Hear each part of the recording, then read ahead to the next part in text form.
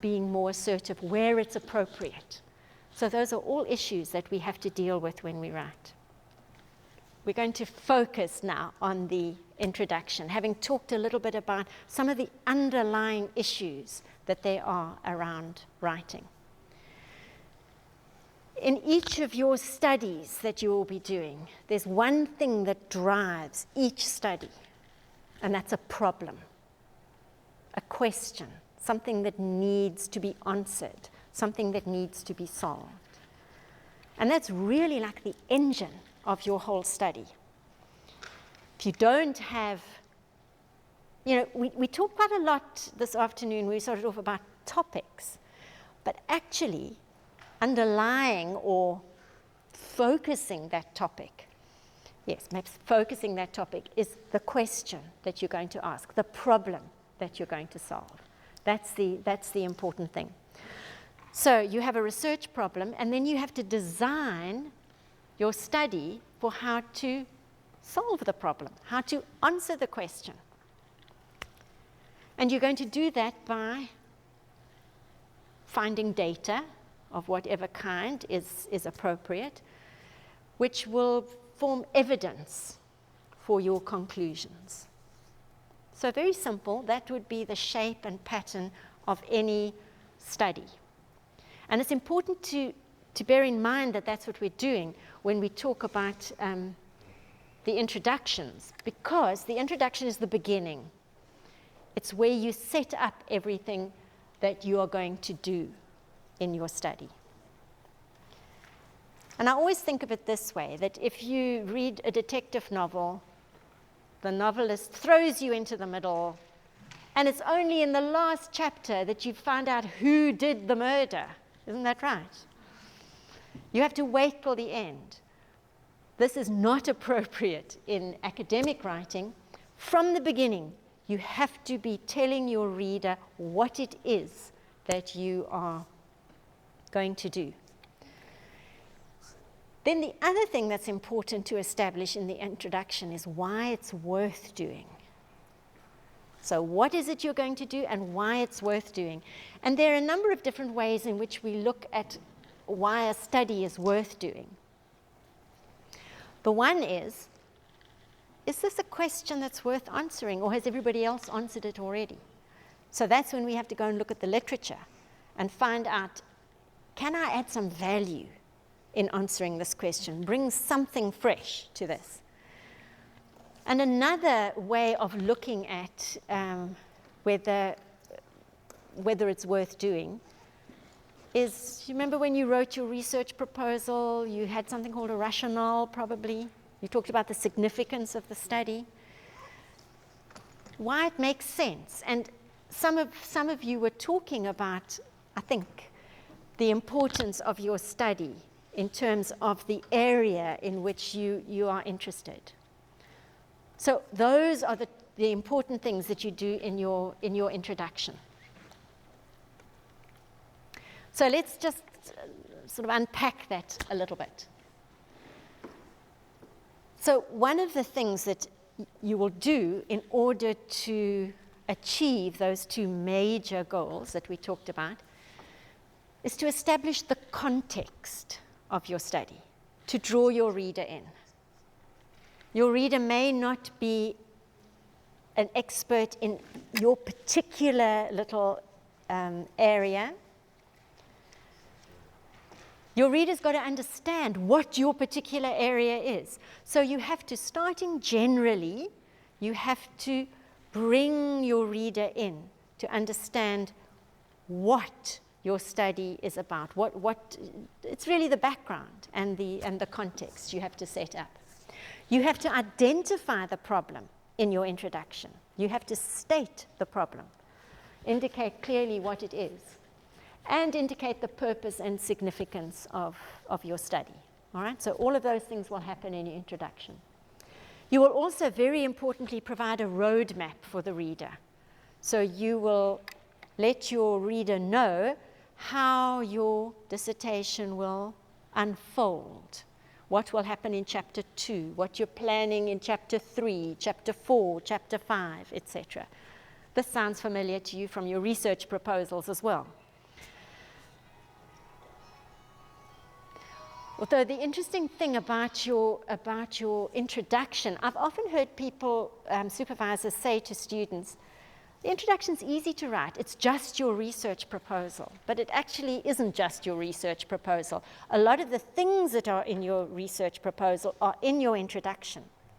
But if you think about the research proposal, it's a very pragmatic sort of document, lots of headings, and you put things in under the headings, which is what is expected to happen.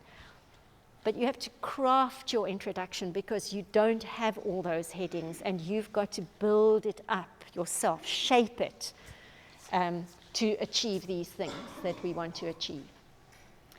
And I think overall, it's really important to convince your reader that he or she needs to read this.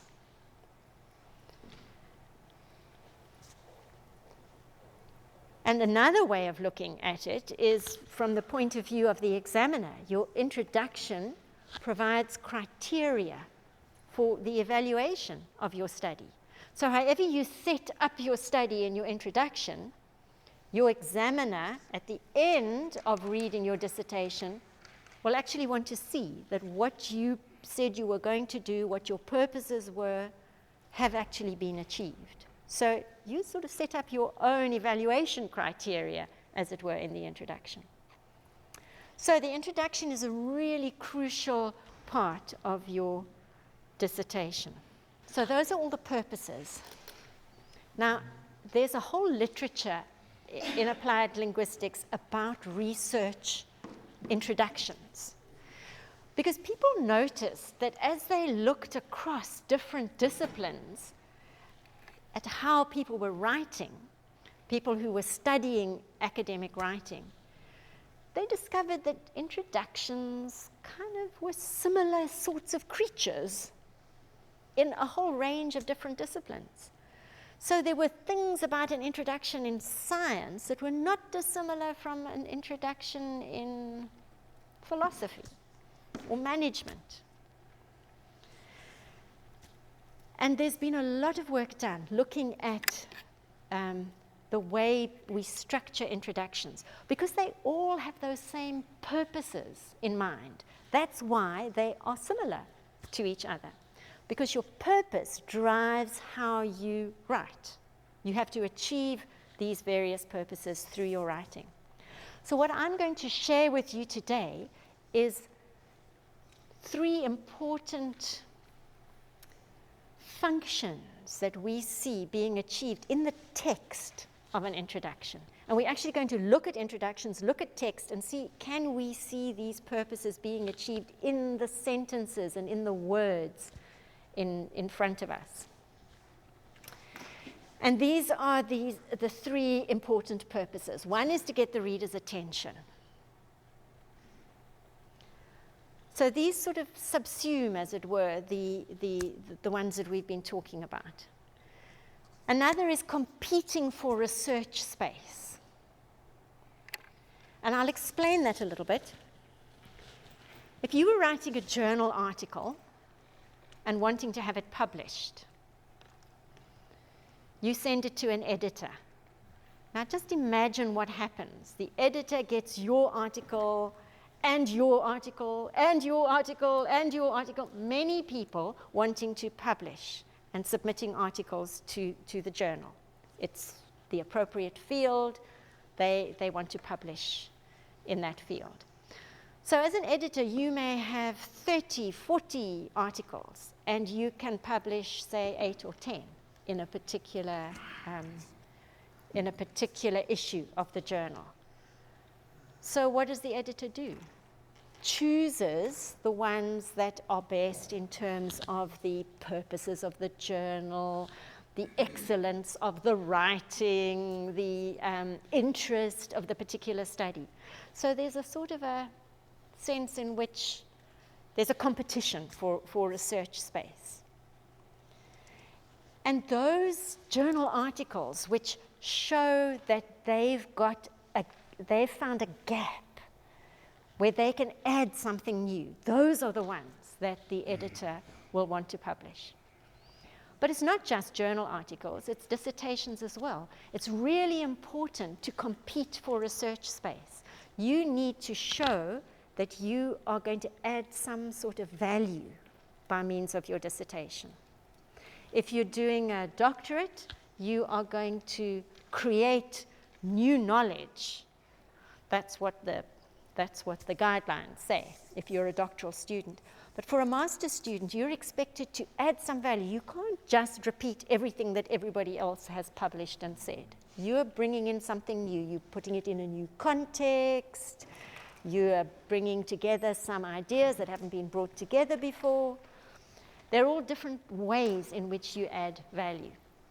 So you will also have to, in your introduction, show that you have an issue, a problem that needs to be solved and hasn't been done by everybody else. And then the third part of an introduction is always telling the reader what to expect. And we're going to look at those three purposes in journal articles to start off with. Because journal articles are nice and short. If I had to hand out dissertations to all of you, we'd have great mounds of books that you'd all have to be looking at. So let's just look and see how introductions work in journal articles, because it follows exactly the same sort of pattern and convention in a shorter format. All right, so those three functions, applied linguists call moves, because they're practical things that happen within the text. First of all, move one, the writer will establish a research territory. All right? That's the introduction, the background, the context. The research territory will be established. Then a niche within that territory will be delineated. The bit that this study is going to address, is going to deal with. Then, the end of the introduction, the writer needs to occupy the niche, show how this study is actually going to address that by talking about the purpose of the study or what the different sections will be about. We'll see how this works here. And what I've given you here under number A is typical moves in research article introductions. Now, can I just say that this is not a recipe, it's not a rule, it's a description. So this is a sort of a description distilled from typical introductions that have been published. But writers are creative, and as long as they achieve those three moves, they can occur in different ways. You could get recycling, so you could see move one, and then move two, and then go back to move one, and then move two. That sometimes happens. Or there's, So it's not necessarily a formula, but it's certainly a framework within which you can work. And you'll see for each of those moves, the things that the writer would generally do that you would see in the introduction that's achieving that purpose, that move. So to establish the research territory, you can show that the general research area is important or interesting or relevant in some way. You can make generalizations, you can give some historical background or some explanations about the research area. And then you can talk about items of previous research in the area, which is marked here as obligatory because that is what always happens as part of move one. Then move two, establishing the niche. You do that by asserting something that you don't expect based on what you've just been saying. Or you indicate that there's a gap in previous research, or that there's some additional knowledge that needs to be factored in. Move three, occupy the niche. This will feel very familiar because part of it could be indicating the structure of the article, like you did in your research proposal where you said how all the chapters would work, okay? That would be part of occupying the niche. You could outline the purpose or say what the aim of your study is. There are all sorts of ways in which you can show in this paper or in this dissertation what you're going to do. So what I think we'll do is we'll just let that simmer a little bit in your minds. And then we're actually going to do some work with texts and see, can we see how these writers are structuring and crafting their introductions to achieve these various purposes that we've talked about? Which of course will help you not only to write an introduction, but also help you when you're reading to look for the important things in introductions that you may need to know. Maybe you don't need all the background. Maybe you need to get to the niche so you can find out what's the problem that this writer is talking about. So it's helpful to understand these conventional frameworks when you're reading as well.